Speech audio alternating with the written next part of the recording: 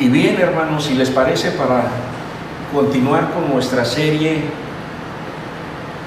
liberándonos de la inmoralidad sexual,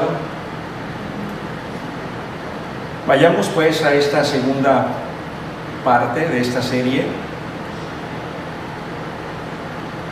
de la inmoralidad sexual. Y bueno, empezaremos recordando que la inmoralidad sexual, hermanos, es un pecado, es un principado, ¿verdad? Siempre un pecado es un principado, o sea, es un principado que está compuesto de muchos demonios, ¿verdad? Y este principado de la inmoralidad sexual lo podemos ver en la palabra de Dios en Gálatas, capítulo 5, versículos 19 al 21. Aquí vamos a ver en general cómo el apóstol Pablo nos habla de los pecados y donde vamos a encontrar este pecado.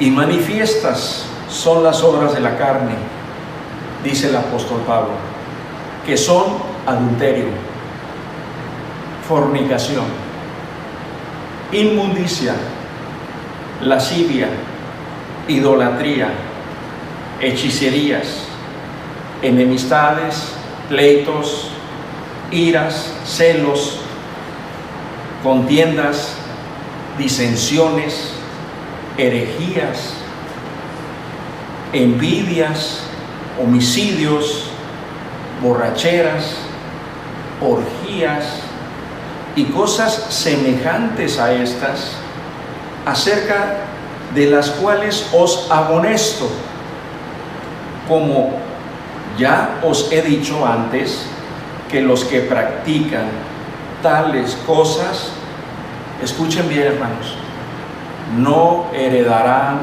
el reino de los cielos. Amén. Y bien, aquí podemos ver en Gálatas 5, en Gálatas 5, 19, 21, podemos ver varios pecados de inmoralidad sexual. Los pecados de inmoralidad sexual son aquellos pecados que precisamente están relacionados con la sexualidad, con el sexo, perdón, que son el adulterio, de los que aquí leímos, el adulterio, la fornicación, la lascivia, las orgías, la pornografía, en general todas aquellas relaciones sexuales entre personas, incluso de ambos sexos, o entre animales. En esta serie predicaremos acerca de, hemos enfocado en dos pecados de inmoralidad sexual específicos que probablemente o seguramente, hermanos, son los más comunes, que es el adulterio y la fornicación. Y bien, el adulterio, como repaso, el adulterio ya predicamos que el adulterio es la relación entre una persona que está casada con otra persona diferente a su esposa, o una esposa con una relación que está casada con una relación sexual con otra persona que no es su esposo. Ese es el adulterio. Y en cuanto a la fornicación, pues es las relaciones sexuales fuera de la institución del matrimonio, que es la única manera en donde el sexo es bendecido por Dios. Y bien, sigamos pues con las causas de esta inmoralidad sexual. Y bien, el domingo pasado vimos dos causas: la vulnerabilidad emocional y también vimos la negación como causas que nos llevan o que llevan a las personas a caer en este pecado de inmoralidad sexual. Continuaremos con la tercera causa, y la tercera causa que veremos el día de hoy es las expectativas no cumplidas. Veremos también el dolor emocional y veremos las enfermedades de la actitud. Y bien, comencemos pues, sigamos más bien con las expectativas no cumplidas. Ok, ¿cuántos de nosotros nos hemos hecho expectativas o nos hemos hecho ideas, ilusiones de algo, hermanos, que hemos deseado, que hemos querido, para finalmente llegar a un punto en donde nos damos cuenta que no lo hemos logrado? Bueno, cuando sucede esto, cuando viene esa desilusión por no haber logrado nuestros sueños, viene un sentimiento de autocompasión, viene un sentimiento de desaliento. Estos sentimientos, hermanos, nos llevan a caer en el error de querernos comparar en los demás. Es decir, cuando normalmente nos desilusionamos por no haber logrado una expectativa, no es tanto porque la tengamos consciente y todo el tiempo en nuestra mente, sino es porque volteamos a ver a otra persona y decimos, yo hubiese querido llegar a hacer eso, yo quería hacer aquello. Es decir, nos empezamos a comparar contra los demás, y esto causa dolor. Hermanos, al estar comparándonos con los demás, es porque lo que queremos o pensábamos que queríamos llegar a ser, no lo somos. Al no poder ser lo que queríamos llegar a ser, nos genera irritación, nos genera molestia, nos genera frustración. La insatisfacción ha entrado en nuestro corazón y nos empieza a dominar. Una insatisfacción que nos empieza a carcomer el corazón. Nos ponemos en modo pobre de mí. Es como poner un switch que dice pobre de mí, pum, un switch, pobre de mí, pobre de mí. A mí siempre me pasa esto, pobre de mí, yo hubiese querido hacer aquello. Dios no se acordó de mí, no me quiere porque no me permitió esto o aquello. Cuando nos ponemos en modo pobre de mí, hermanos, nos autoflagelamos, nos lamentamos, y es como si viéramos a través de un cristal defectuoso donde vemos la realidad pero distorsionada. Y entonces, una forma de compensarlo es que empezamos a querer sobrevalorarnos.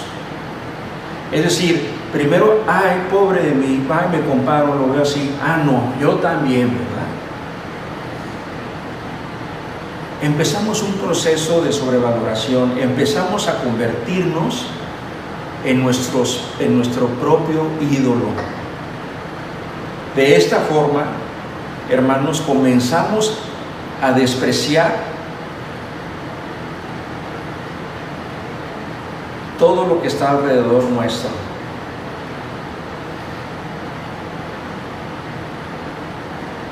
Todo lo que está alrededor nuestro lo despreciamos, nos avergonzamos, lo vemos poca cosa.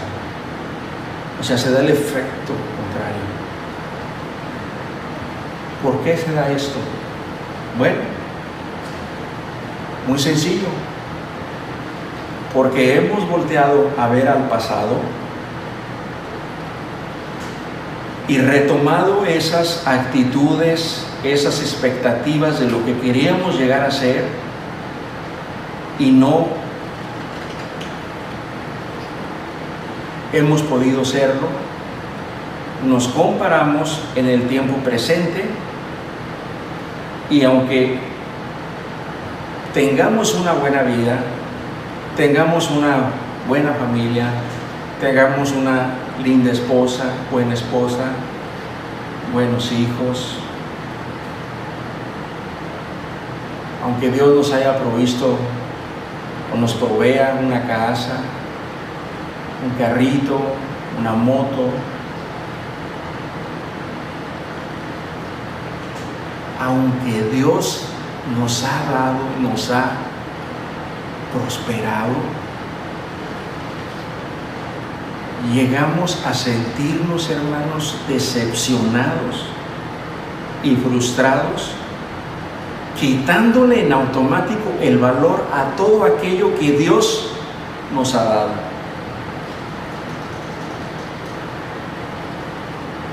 Qué triste, ¿verdad? Y qué ofensivo para nuestro Señor. Hermanos, las expectativas no cumplidas pueden llevarnos a pensar de esta manera: tengo el derecho a, y ponle lo que tú querías ser y no pudiste ser. Podemos considerar, hermanos, que al tener una expectativa no cumplida, es algo que se nos debe, es algo que la vida nos debe. Así pensamos, es que la vida me lo debe, y lo cual tenemos derecho.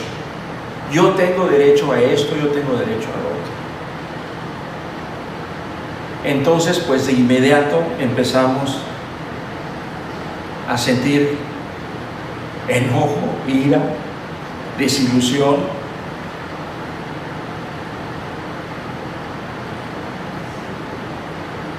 Nos sentimos mal. Y entra a la escena nuestro orgullo. Un orgullo herido. Sentimos o llegamos a sentir incluso que los demás no nos merecen. Fíjense cómo es el empezar así chiquito y es empezar a hacer un ego grandote, hasta el punto de quitar del centro de tu vida a Cristo y poner tú. Desde luego, hermanos, esto que les comento de este orgullo no es una actitud bíblica, puesto que, ¿qué les parece si nos imaginamos o pensamos qué diría Dios o qué pensaría nuestro Padre Celestial cuando nos estamos quejando de lo que la vida o Él no nos ha dado? Cuando estos sentimientos de expectativas no cumplidas salen a la luz, pueden llevarnos fácilmente a conductas inmorales. Porque la autocompasión, hermanos, siempre va a tratar de justificar la inmoralidad sexual. Empezamos a racionalizar. Bueno, ¿por qué no? Es solamente una cita. Bueno, me lo merezco, trabajo mucho, es solamente una copa. bueno, me lo merezco, puedo pagarlo, puedo tener una aventura que al cabo es solamente por una vez. Bueno, ¿por qué no por un beso? Y se va haciendo más y más hasta llevarte a la práctica del pecado del adulterio.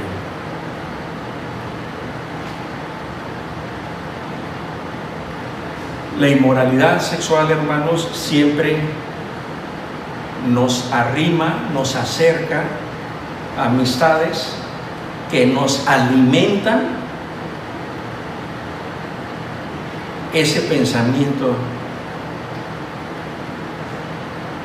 de insatisfacción. Siempre nos acerca a personas que se alimentan entre sí por medio de sus debilidades. El ejemplo común de una relación inmoral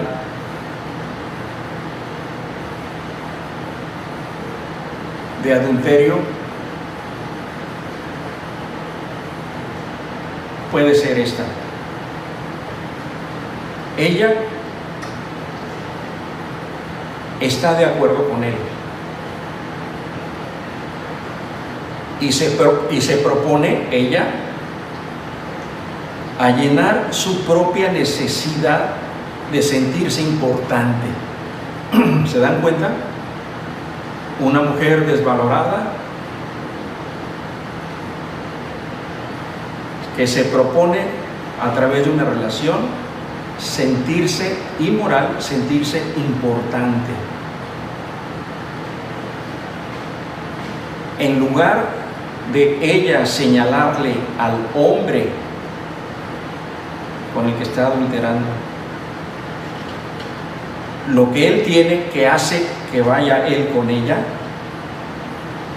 ella alimenta su propio espíritu desdichado, tratando de ser la única persona en su vida que entiende lo que él realmente merece. ¿Se fijan? Como la necesidad de uno la complementa el otro, la necesidad de este la complementa la otra. Ella permanecerá junto a él y lo consolará en ese mundo injusto que él ve, que él vive. Y a su vez, él le permitirá a ella llenar esa necesidad de sentirse necesitada, de sentirse valorada. Esto es lo que provoca o puede llegar a provocar las expectativas no cumplidas.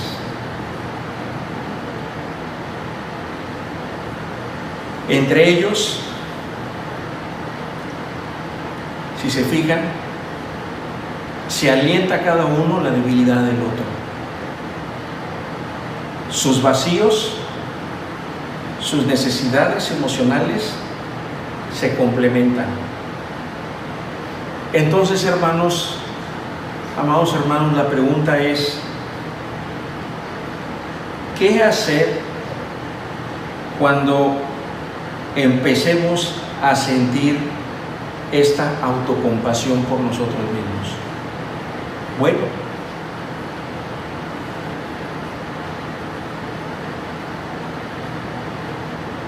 la autocompasión, desde luego que no es bíblica.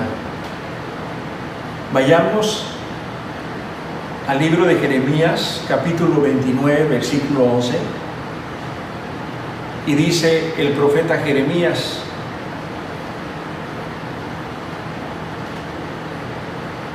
hablando Dios, Jehová, pues yo sé los planes que tengo para ustedes, dice el Señor.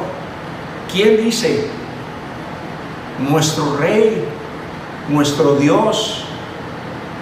Son planes para lo bueno y no para lo malo, para darles un futuro y una esperanza, dice el Señor. Amén. Hermanos, la inmoralidad sexual, este pecado y todos los pecados en general, no está dentro de los planes de Dios para tu vida.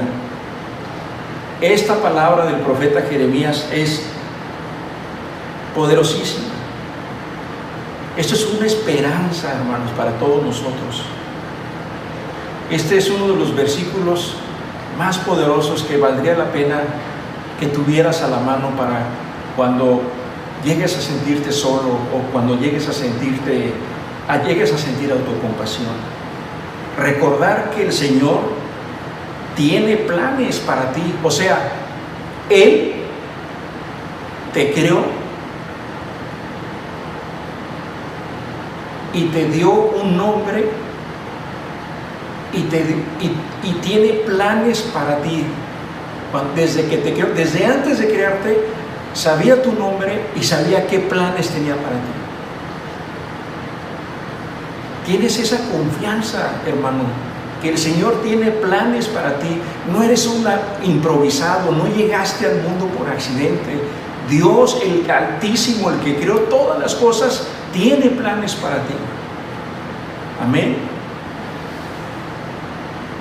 Y esos planes, dice la palabra, son para lo bueno, no para lo malo. Son para bendecirte, hermano. Dice la palabra, para darte un futuro y una esperanza. Para darte un futuro y una esperanza de que Dios te va a bendecir y en la esperanza de la resurrección y de la vida eterna. Amén. Por tanto, hermanos, debemos de tener fe. Debemos de tener fe suficiente para creer que Dios tiene mejores planes para nosotros. Que si piensas que tus expectativas aún no se han cumplido, aún no las has logrado, es porque así lo ha decidido el Señor. Tus planes no pueden estar por encima de los planes del Señor, que dice Jeremías. Si tú confías que Dios tiene planes para ti, tus planes alínealos al Señor. Que tus planes sean los del Señor.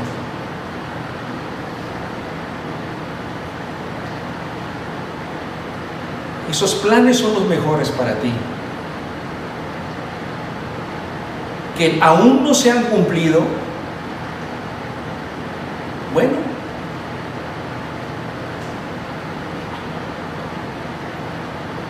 te preguntas si esos planes van a ser realidad en tu vida, si ya te los confirmó Dios.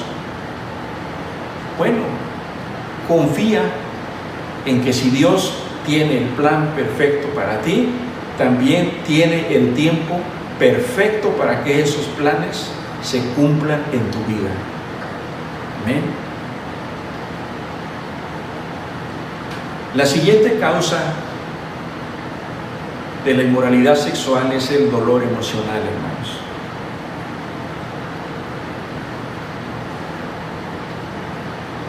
Las tres principales fuentes del dolor emocional es la baja autoestima, la soledad o la falta de empatía con otras personas, y tercero, la falta de intimidad con Cristo, con Dios nuestro Señor. El dolor emocional, hermanos, en ocasiones nos puede llevar muy lejos. Nos puede llevar a los lugares más insospechados, escabrosos y terribles para encontrar alivio. El dolor emocional puede ser tan intenso que te hace perder la lógica y te separa también de Dios. Puede separar de Dios. La falta de autoestima es un campo fértil para la inmoralidad sexual. Es un campo fértil para que la inmoralidad eche raíces profundas. Si nos sentimos desvalorados, si nos sentimos que no somos importantes, que no merecemos nada, podemos ser presa fácil cuando alguien llegue a nuestra vida y nos haga sentir que somos importantes, nos dé una sobra de amor, de atención, de respeto.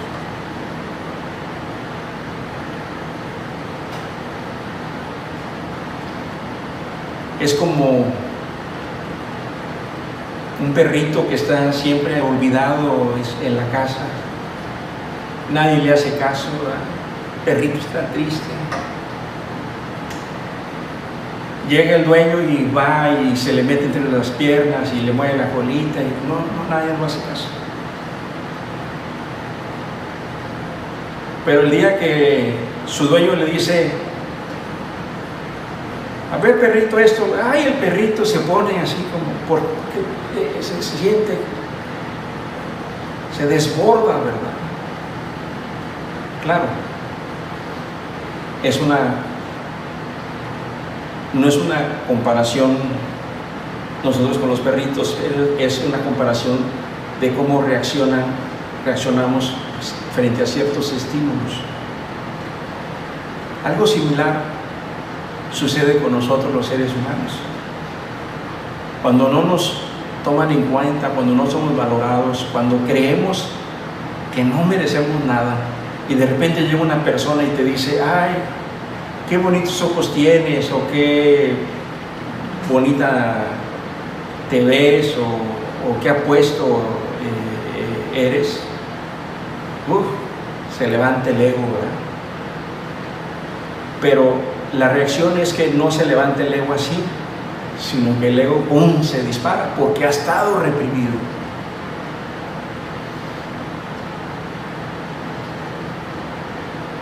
Es muy fácil, hermanos, ser arrastrado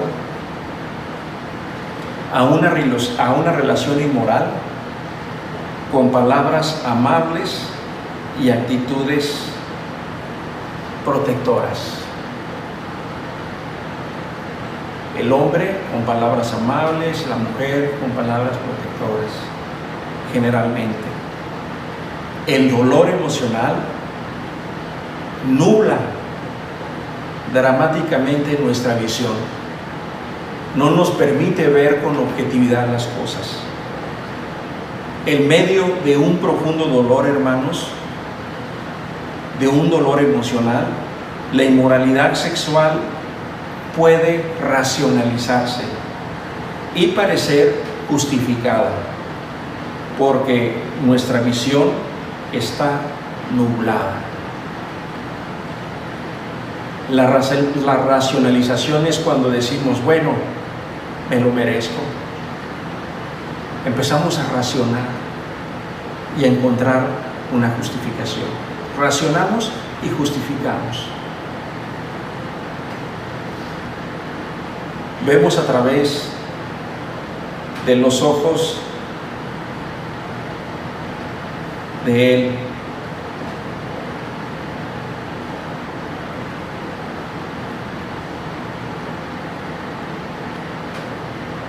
Vemos a través de los ojos de ella. No vemos a través de los ojos de Dios. Para esto, para el dolor emocional, hermanos, la paciencia es una virtud muy importante, es un valor muy importante. De hecho, es un fruto del Espíritu Santo. La paciencia para vivir en medio del dolor es una ventaja para los creyentes. Un ejemplo, cuando una persona se encuentra en una situación de dificultad matrimonial por la falta grave de uno de los cónyuges, si esta persona confía en el Señor y tiene paciencia de que el Señor va a resolver la situación, si tiene fe necesaria para confiar en el Señor y salir de esta situación sin caer en la inmoralidad sexual, con toda seguridad saldrá adelante. Amados hermanos, el principio es el mismo. Cuando tratamos de hallar alivio de manera que no es bíblica, de formas no bíblicas, fracasaremos inevitablemente en alcanzar ese alivio a el dolor emocional. Hermano, el dolor puede llegar a ser parte de tu vida, pero por medio de una auténtica relación con Jesucristo puede alentarte y darte fuerza para vivir con ella. Amén. La otra causa son las enfermedades de las actitudes. Todos conocemos personas, hermanos, con problemas de actitudes. Incluso algunos de nosotros hemos tenido en algún tiempo de nuestra vida problemas de actitud que se manifiestan de muchas formas. Normalmente este tipo de personas nunca se hacen responsables de sus actos, nunca son responsables de sus acciones. Esta es una característica sine qua non en personas que tienen problemas de actitud. Siempre son personas que están culpando a los demás de las circunstancias, o están culpando incluso a Dios de las consecuencias de sus actitudes. Nunca toman la responsabilidad de la consecuencia de su actitud. Su presencia conlleva una actitud en sí misma, es decir, la presencia, el simplemente estar frente a los demás, presenta una actitud en sí misma. Esta causa estamos hablando de las enfermedades de la actitud. Por tanto, lo que estas personas, hermanos,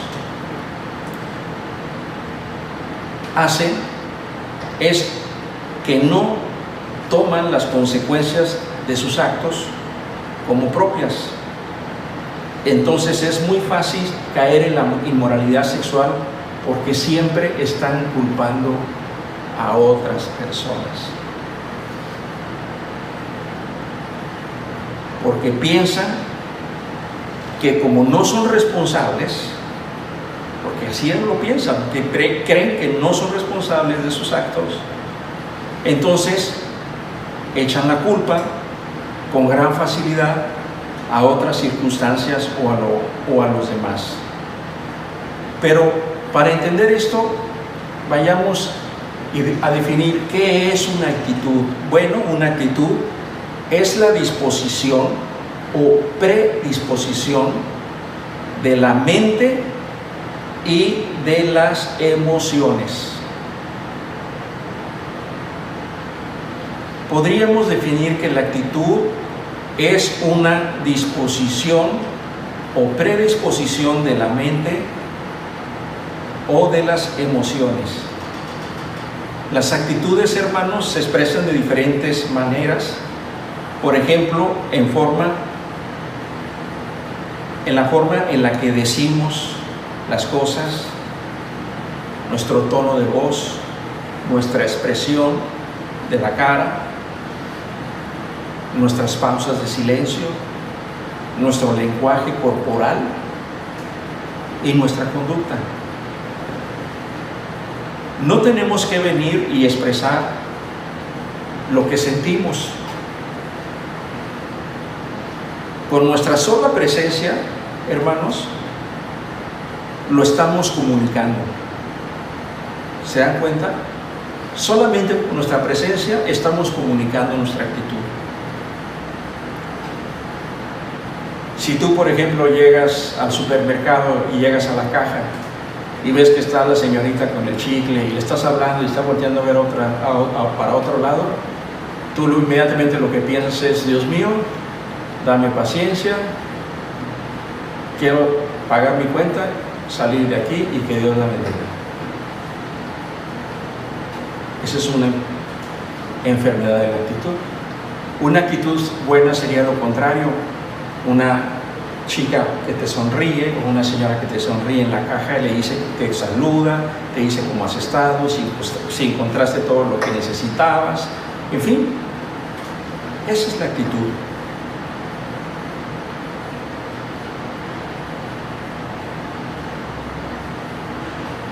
Con nuestra actitud, hermanos, comunicamos nuestro placer o nuestro disgusto, nuestra aprobación o nuestra aprobación, de muchas formas y maneras diferentes. Tener una mala actitud es el que se acerca a algo o a alguien de una manera que no es bíblica. Una persona con mala actitud, hermanos, responde conforme a las circunstancias que le rodean y no conforme a la voluntad de Dios, y no en obediencia a la voluntad de Dios. Respondemos en la carne y no en el espíritu. Pero, ¿por qué decimos que estas personas no pueden caer en la inmoralidad sexual? Bueno, porque estas personas, al no reconocer la consecuencia de sus actos, no se hacen cargo ni responsables de sus propias acciones. Tan sencillo como eso. Incluso tienen ceguera espiritual. La inmoralidad sexual puede ser el resultado de mirar solo al acto en sí mismo y no a lo que Dios dice acerca de él.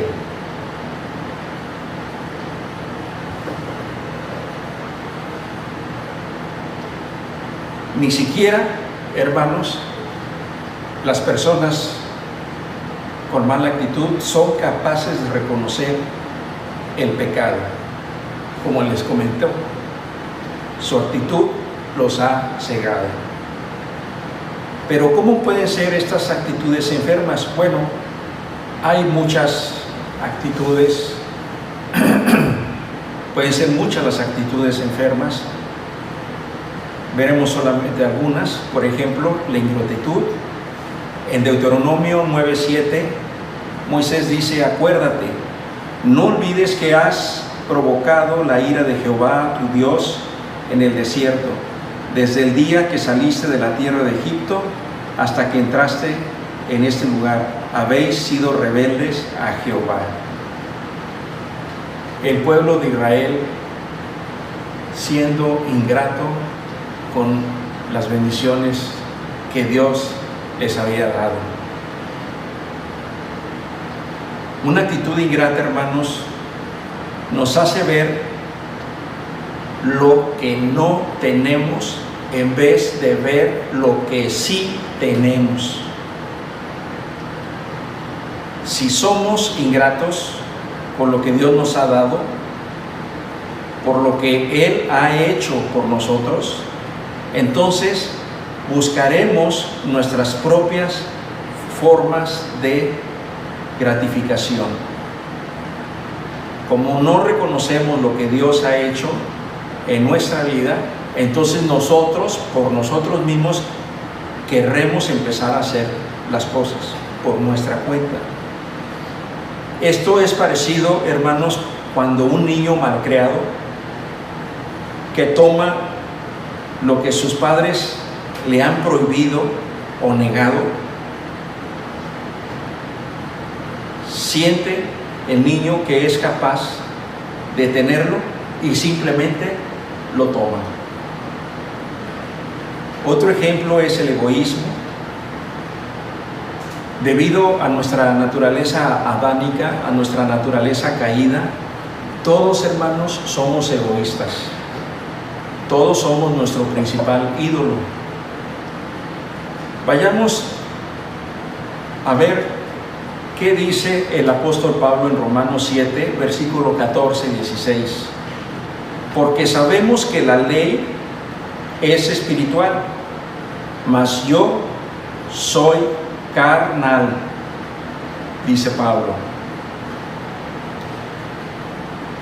vendido al pecado, porque lo que hago no lo entiendo, pues no hago lo que quiero, porque nuestra naturaleza caída nos arrastra a hacer lo que no debemos de hacer, sino lo que aborrezco, eso hago, y si lo que no quiero, eso hago, apruebo que la ley es buena. Amén. Aquí, hermanos, el apóstol Pablo nos revela nuestra naturaleza caída, nuestra tendencia a la pecaminosidad, hacia el pecado.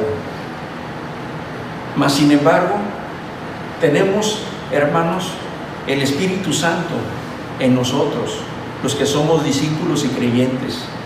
Tenemos el Espíritu Santo dentro de nosotros mismos.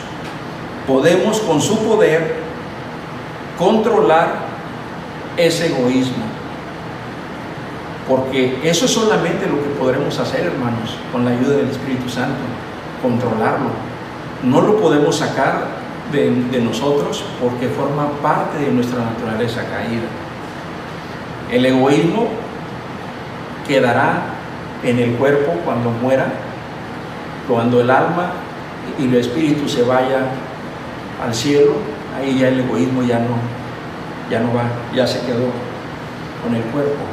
Romanos capítulo 8, versículo del 1 al 2 dice: anda pues, ahora pues, ninguna condenación hay para los que están en Cristo Jesús. ¿Cuántos dicen amén a esto?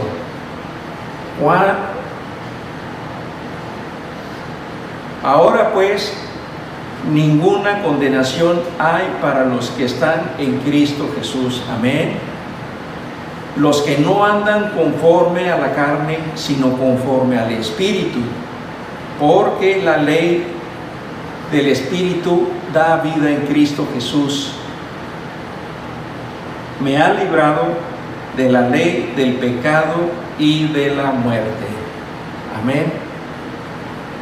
En Cristo hay esperanza. En Cristo hay promesa, en Cristo hay vida eterna. Los celos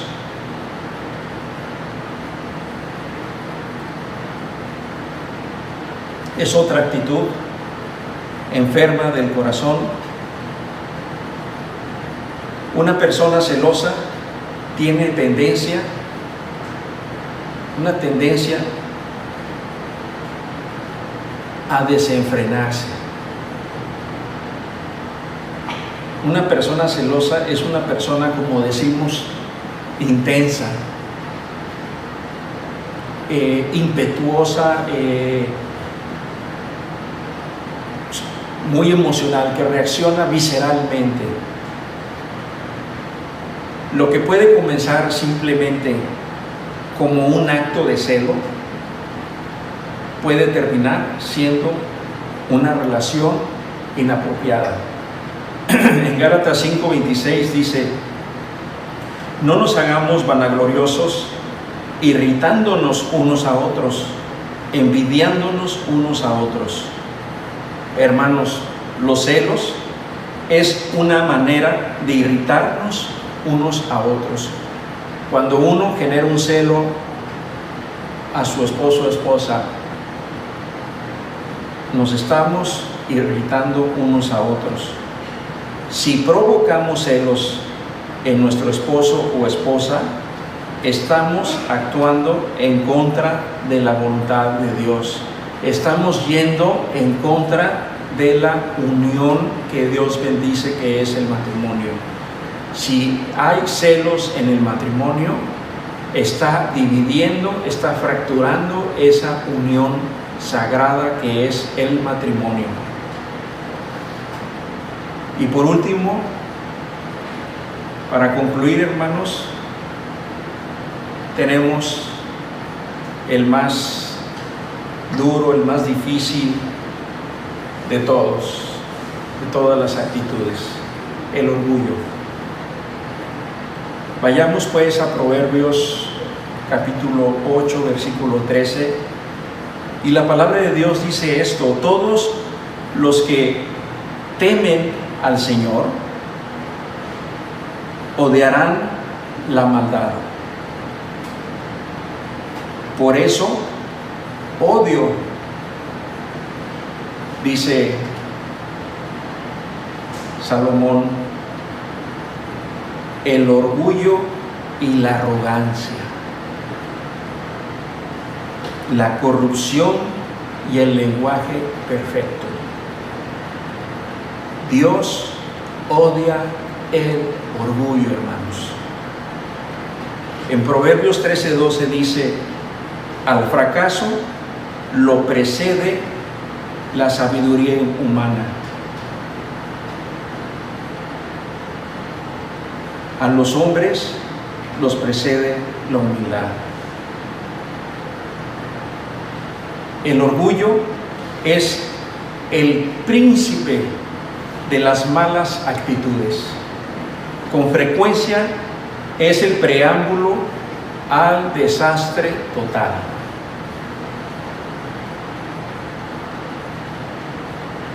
Nos sentimos, por medio del orgullo, por encima. Nos sentimos y nos ponemos por encima de los demás. Nos sentimos en control de nuestras vidas. ¿Cuántos de nosotros se sienten en control de sus vidas? El control de nuestras vidas solamente las tiene Dios, solamente las tiene Cristo. Amén. Creemos, las personas que son orgullosas, que no necesitan a nadie más, que ellos se bastan a sí mismos, mucho menos necesitan a Dios. Así piensan. Creemos, o creen estas personas, que pueden hacer lo que quieran, que pueden hacer lo que se les venga en gana y salirse con la suya, salir bien librados. Piensan que no están bajo la autoridad de Dios, sino que todas las cosas están bajo su propia autoridad. En conclusión, hermanos, un problema de actitud es solo el reflejo de un problema más profundo. Todas estas malas actitudes reflejan nuestra relación con Cristo.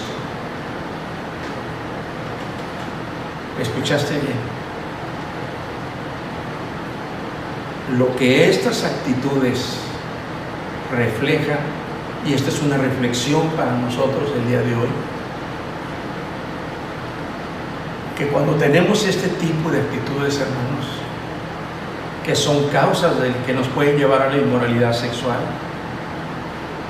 lo que en el fondo reflejan es cómo está en este momento tu actitud con Jesús.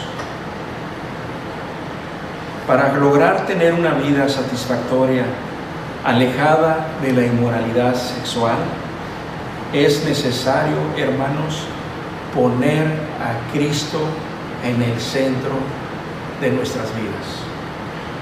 Amén. Oremos. Amado Padre Celestial, te damos gracias por tu palabra el día de hoy. Te pedimos que por medio de tu Hijo Jesucristo y el Espíritu Santo nos des poder de lo alto para vivir una vida agradable a ti, Señor. Caminar tus caminos de santidad que nos lleven a la vida eterna. Si tú, hermano, estás batallando con este pecado de inmoralidad sexual en tu vida, es momento, amado hermano, para que te arrepientas de todo corazón y le pidas perdón en este momento a Dios, reconociendo que Jesús es el Hijo de Dios, que murió en la cruz para limpiarte de tu pecado de inmoralidad sexual, y que está dispuesto, amado hermano, que tú estás dispuesto a tener una relación íntima y personal con Él, que quieres que Jesús sea el Dios, el Rey y Salvador de tu vida. Amén. Muy bien, hermanos. Que el Señor les bendiga grandemente.